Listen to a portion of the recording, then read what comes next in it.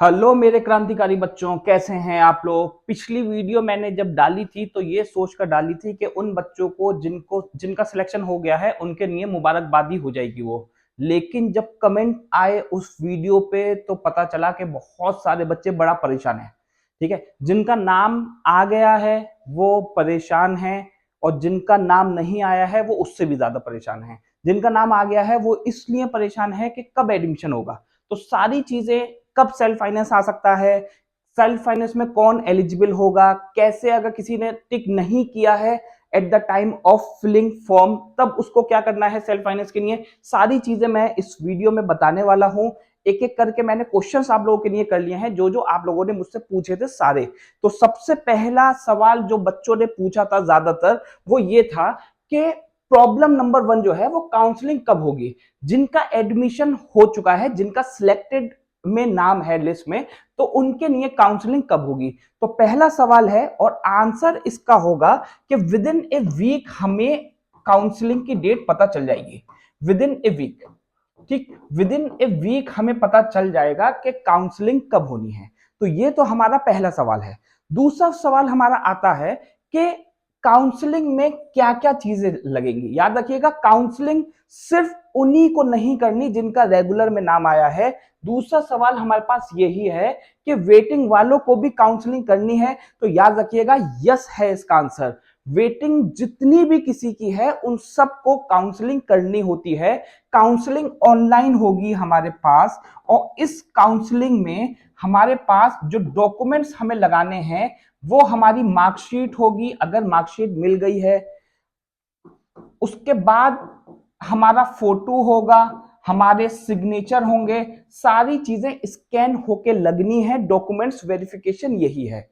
जब एडमिशन होता है तब फिजिकल हमें अपीयरेंस शो करना पड़ेगा, और उसी वक्त हमें और डॉक्यूमेंट्स की जरूरत भी होगी।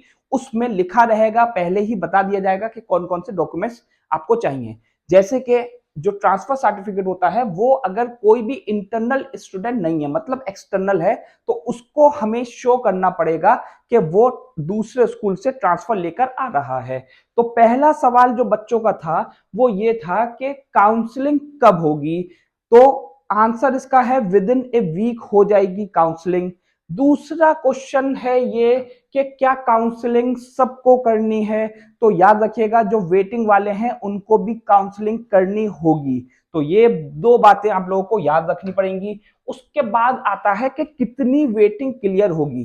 तो वेटिंग से रिलेटेड चीज हम याद रख लेते हैं कि वेटिंग हमारे पास, अगर हम साइंस की बात करें, अगर हम डिप्लोमा की बात करें, तो याद रखिएगा वेटिंग वालों को, जो बॉयज हैं, जो बॉयज वेटिंग में हैं उनको पीसीएम बहुत मुश्किल है मिल पाए। वेटिंग वालों में से किसी को भी बॉयज में पीसीएम नहीं मिल पाएगी, उनको पीसीबी ही मिल पाएगी। कितनी वेटिंग क्लियर हो सकती है साइंस वालों के लिए, तो वो मैक्सिमम अभी जो मेरा अंदाजा है वो 150 है। ठीक है, इससे ज्यादा भी हो सकती है, लेकिन यहां तक थर्ड राउंड तक, फर्स्ट राउंड में नहीं हो पाएगी इतनी। थर्ड राउंड तक ये 150 से ऊपर पहुंच जाती है, नॉर्मली ऐसा होता है। एक्सेप्शनल केसेस हमारे पास हैं, बहुत बार ऐसा भी हुआ है कि ये 250-300 तक भी हो गई है। ठीक है, अच्छा, डिप्लोमा की बात करी जाए तो इसमें 300 नॉर्मल है। नॉर्मल है क्योंकि इस बार डिप्लोमा का फॉर्म अलग से भरवाया गया था, तो इस वजह से कुछ बच्चों ने डिप्लोमा नहीं दिया होगा। तो हो सकता है कि यहां इसकी जो वेटिंग होगी वो ज्यादा क्लियर हो जाए। लेकिन अब डिप्लोमा में हमें कौन सी ब्रांच मिलेगी ये बड़ा इंपॉर्टेंट है, क्योंकि बहुत सारे बच्चे ये पूछ रहे हैं कि अगर हमें ये मिल जाएगा, डिप्लोमा मिल जाएगा, तो कौन सी ब्रांच हमारे लिए अच्छी है। कंप्यूटर साइंस, इलेक्ट्रॉनिक्स और इलेक्ट्रिकल, ये तीन ब्रांचेस होती हैं टॉप में, जो कि 150 तक नॉर्मली मिल जाती हैं। अगर किसी की 150 से कम रैंक है तो उसको अपनी मर्जी की ज्यादातर ब्रांच मिल जाती है। सिविल, मैकेनिकल और सिविल टेक्नोलॉजी होती है, इंस्ट्रूमेंटेशन है, लेदर है, फूड है, ये सब जिनकी वेटिंग 300 या 400 उससे ज्यादा है उन लोगों को मिल जाएगी। बहुत बार ऐसा भी होता है कि डिप्लोमा में 800 1000 तक वेटिंग भी क्लियर होती दिखी है हमें। तो डिप्लोमा वाले थोड़ा वेट करना पड़ेगा, हो सकता है थर्ड या फोर्थ राउंड में भी उनको क्लियरेंस मिल जाए अपनी वेटिंग का। तो कितनी वेटिंग क्लियर होगी ये बात हमें पता चल चुकी है। अगर बात कॉमर्स की करी जाए तो कॉमर्स वालों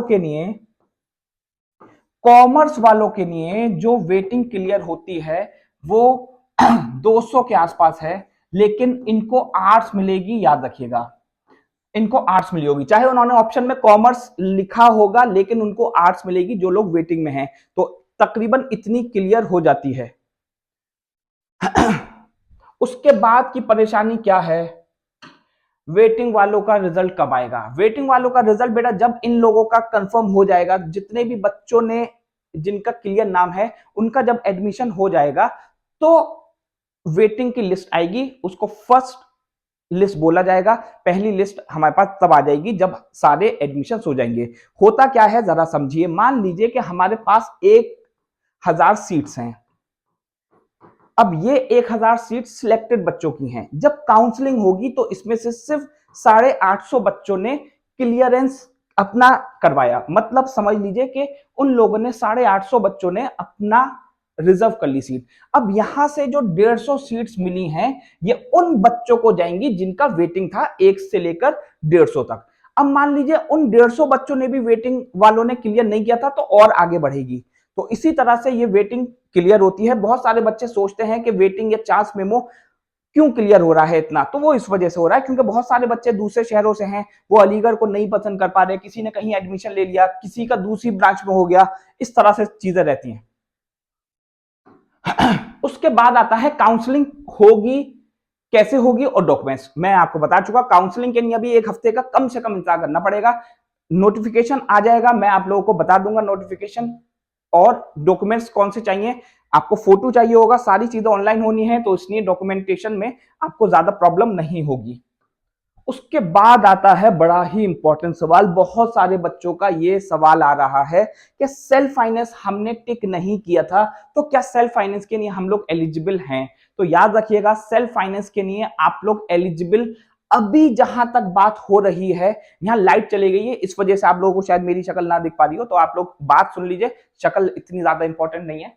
तो सेल्फ फाइनेंस के लिए हम लोगों के लिए क्या करना है जरा समझिए। सेल्फ फाइनेंस जिन बच्चों ने, क्योंकि इस बार अलग क्राइटेरिया हुआ था, जब फॉर्म फिल करवाया गया था तो 200 रुपये एक्स्ट्रा चार्ज किए गए थे सेल्फ फाइनेंस के लिए, तो बहुत चांसेस हैं कि फिर से लिस्ट ना आए।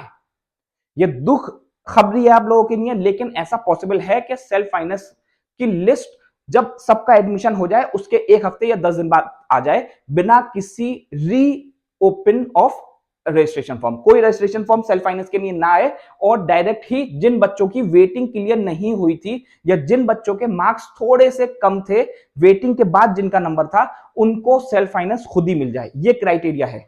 सेल्फ फाइनेंस के लिए